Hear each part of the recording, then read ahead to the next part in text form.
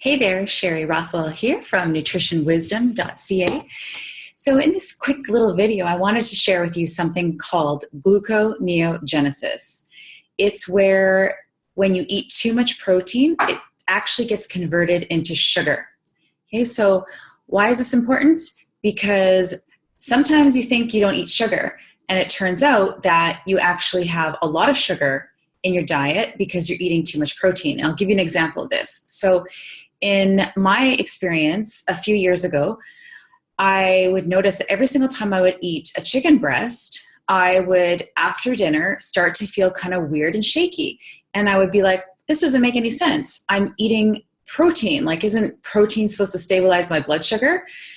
And so the only conclusion I could come to is that maybe I was allergic to chicken, like I was having a food sensitivity reaction to it or something like that. And I never could quite figure it out. But then over time, I started to learn more about the ketogenic diet. And part of the reason that a ketogenic diet is moderate in protein is because of the fact that if you eat too much protein for your height, weight, activity level, etc., you can actually end up converting that into sugar, and then your carbs go up, and then you move yourself out of a state of ketosis. Now, you don't have to be on a ketogenic diet to benefit from this information. If you're someone who is struggling with hypoglycemia and you have troubles like with your blood sugar, you need to know this, because if you are eating too much protein, then you could be creating too much sugar inside of your body and then having the symptoms of hypoglycemia, even though you're not eating sugar. And that's really important to know. So that was a big part of my journey of realizing the different ways that I was getting too much sugar, even though I didn't technically eat sugar. And over this past year, I have lost 39 pounds, I think it is. I was 176 pounds. As of today, I'm 139 pounds. So, if you're that kind of person, you can do the exact math, but I think it's around that.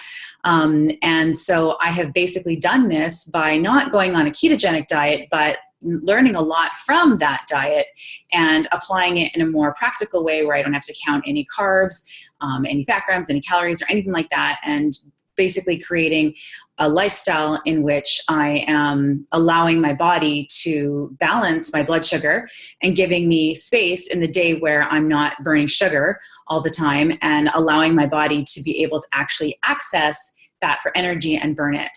And again, without having to go on a ketogenic diet. I know a lot of people benefit from that diet, but beyond the scope of this video, I don't want to go into big details about it, but it's not the lifestyle that I want to choose to live for the rest of my life. I prefer to have a lifestyle where I don't have to do any kind of counting or anything like that. So I was able to figure out how to set up systems and structures and things in my life, and just, what to eat, what not to eat, what to stock my kitchen with, so that it just became automatic for me to be choosing the right foods to get my body back into a state of balance with my blood sugar, so that I wasn't gaining weight despite eating a whole foods diet. So there you go. Just to reiterate, if you're eating too much protein for your height, weight, activity level, you could be converting it into sugar, and that might be one of the reasons why you're gaining weight, or having your blood sugar crash after eating things that are supposedly supposed to keep your blood sugar balanced, like protein. It could be why you can't access your fat stores to burn fat, and otherwise just having symptoms of hypoglycemia and feeling like a hormonal hag, or just being frustrated because you can't gain weight, etc. So before I go, I just want to share with you that right now I have the Delish Diet Starter Kit is basically on sale. It's a pre-launch sale, so you're getting it for $47. It's basically a program that shows you how to do exactly what I did without having to count calories or anything like that. The best part is you don't have to give up any of the rich, creamy, or sweet foods that you love. It's a lifestyle that is full of pleasure. You will probably be eating better on the diet that I provide for you, and more luxurious than any other diet that you've ever been on.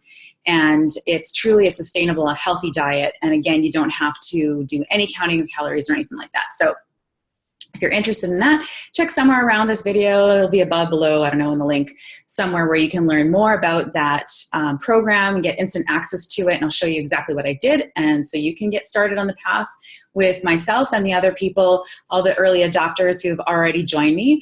And if you're the kind of person who would like to know more before you take that step, then there'll also be a link that will show you how you can get on a call called The Sweet Life Without Sugar.